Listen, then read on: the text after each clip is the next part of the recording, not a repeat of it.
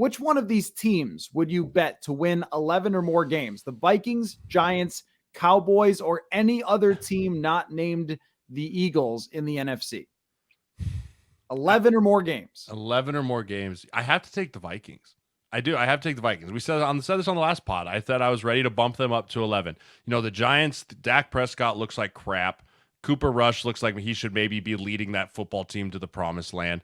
I think the Giants' schedule gets a tad tougher as they get going here. And again, you're not going to make a living having Daniel Jones rush the ball for 100 yards. You're not going to do it. They've been really beat up front. I think they just lost another guard up front for the Giants. You know, so they have multiple issues going on. And same thing with Saquon Barkley that I just said about Christian McCaffrey. I think that he looks like he's back. He's 100%, but that is a team that is one injury away. If 26 gets hurt, they lose. And I can't bet on a team to win 11 games on a guy that is built entirely around one player on that offense. So the Cowboys, they have a bye week here, and then they face the Packers, Vikings, Giants. But after that, Colts, Texans, Jaguars, Eagles, then Titans and Commanders. I think they're winning 11. So right now with the Cowboys, they have the second best defense in the NFL, and their offense is not great, but that's because it's been run by a backup quarterback.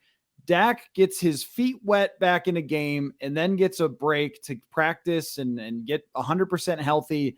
And then we'll come out of the break with some tougher games against some competitive teams here. But I think after that, it kind of gets to be cruise control. And then once he gets rolling, if they even have the 10th best offense in the league the rest of the way with Dak, and last year, remember, they were number 1 last year.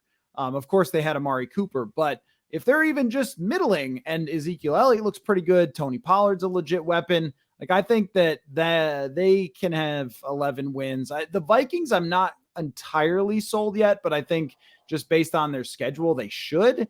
The Giants is the one where you could definitely see it, just the wheels come off all of a sudden. Mm-hmm. Those injuries, I mean, that does happen. You get a couple of injuries on a team that was barely teetering and having to win all the close games, and suddenly with those injured players, and that is, by the way, kind of what happened to the last year's Vikings. Yeah. A couple of close games early, but then they lose Danielle Hunter, a couple other injuries, the wheels come off, and all of a sudden they don't win close games.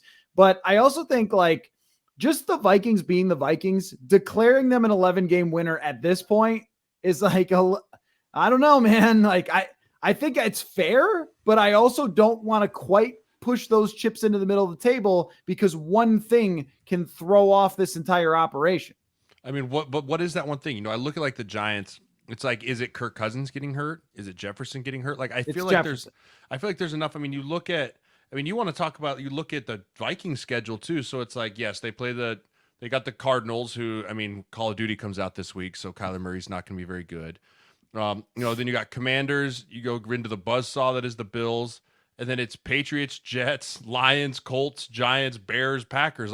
Their schedule is equally as easy as the Cowboys. Yep. But I do think that you're right. I give the edge to the Cowboys on the defensive side of the ball. But I still think that if the Vikings can get it all put together here in the next couple weeks offensively, their offense is better than the Dallas Cowboys. To me, the one thing is it just hinges so much on Jefferson.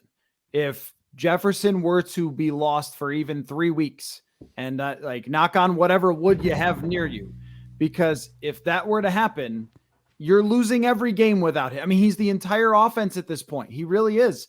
Last game against Miami, he's got over 100 yards and they don't even throw for 200 yards passing.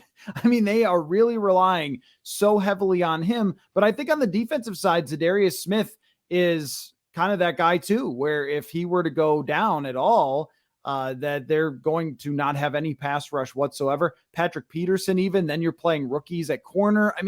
It's a very delicate situation that could go a little sideways, but I do think it's hard for them not to get to 10 or 11 wins at this point.